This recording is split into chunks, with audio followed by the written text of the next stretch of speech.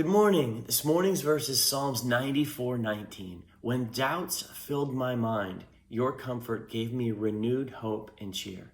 Now, Psalms clearly is a song, and this is something that we should really repeat to ourselves constantly because doubt always fills our minds. And let's face it, I love the fact that this verse says, when doubts filled my mind, because in my life, in my experience, it's never doubt. It's never singular. It's never one big glob of doubt. It's a whole bunch of different little doubts. Some big, some small, but there are always multiple. And let's face it, once we let one of them go, it's like dominoes. They all fall over one right after the other. So what we're talking about here and what this psalm is speaking to is, what do we do when we are seemingly getting consumed by those doubts? When I was a kid, much younger, I was in my bedroom and my mom was out in the hall, and I remember having a conversation with my friend on the phone. And when I got off the phone, I went out and was talking to my mom, and she asked me if everything was going to be okay. And I said, yes. And she said, how do you know? And I said, because it always has. Now, what I didn't realize is this was actually God speaking into me. And when I look back, I can see that God had always taken care of me. He'd always given me everything I needed. My daily bread kept me from trespasses, or forgive me from trespasses, taught me how to forgive, was teaching me all along, but I didn't really realize that it was Him, that it was there. It was just, it had always worked out. But what this is saying is, when doubts filled my mind, your comfort gave me renewed hope and cheer.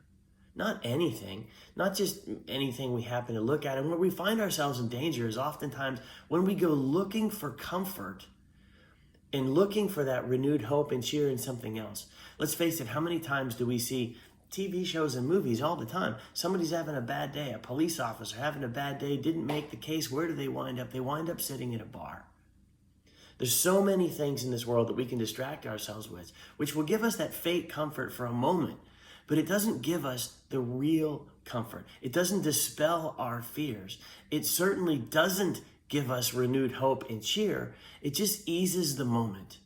But what this verse is talking about, when doubts filled my mind, your comfort gave me renewed hope and cheer, not momentary relief. It's not like, taking a Tums and waiting for a little bit for the stomachache to go away. No, we're dealing with an ulcer. We're dealing with an ulcer. We're dealing with a cancer. And the only thing that can get rid of that kind of doubt is God. It is Jesus. It's not a bar. It's not a drug. It's not a TV show. It's not a person. It's nobody but God. God only can give that comfort that leads to renewed hope and cheer. Too many distractions in this world that we're finding ourselves off in the weeds chasing, looking for that momentary relief. We don't realize that the hole we're actually feeling in our heart is a God-sized, God-shaped hole. And there is nothing ever created that can fill that hole. There is only God that fills that hole. So let's make sure that we're careful to recognize when we're having those moments and we seem to be filled with doubt, and the doubts seem to be piling up upon us, that don't look for the distraction. Look for the cure. Don't look for momentary relief. Look for permanent release. Father God, thank you so much for this verse, and thank you for putting it in such a way that I think we can all relate to. Doubts fill us every single day. I mean, you walked this earth and you saw it firsthand. You saw doubts, and you saw fear, and you saw people consumed, and you saw people going the wrong directions all the time, Lord. You saw it and you witnessed it and you were here, and Lord, you saved people from it, and you save people from it every single day.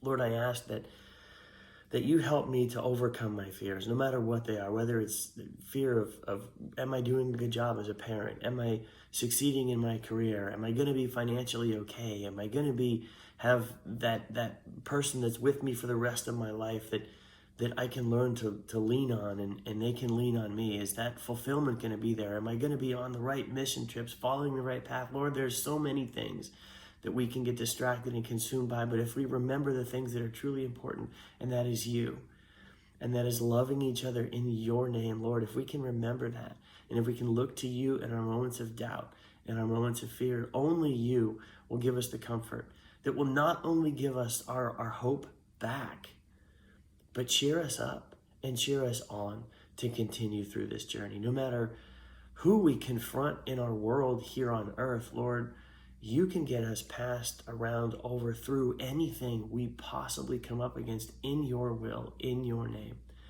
Father God, we ask that you give us the wisdom to be able to know you, to know who you are and know what you want, and the eyes to see you, the ears to hear you. And Father God, we ask that you give us the hands to do your work.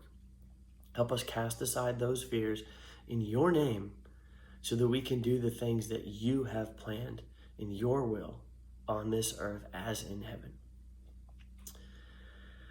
And if you are for me, who can be against me? For Jesus, there's nothing impossible for you. When all I see are the ashes, you see the beauty. When all I see is the cross, God, you see the empty tomb. So when I fight, I'll fight on my knees with my hands lifted high. Oh God, the battle belongs to you, and every fear I lay at your feet. I'll sing through the night. Oh God, the battle belongs to you. Oh God, the battle belongs to you. I pray that you have a fantastic day and you cast aside doubts that may be filling your mind and fears that may be in your heart. Look to God for that comfort, and he will be there. God bless you. We'll see you soon.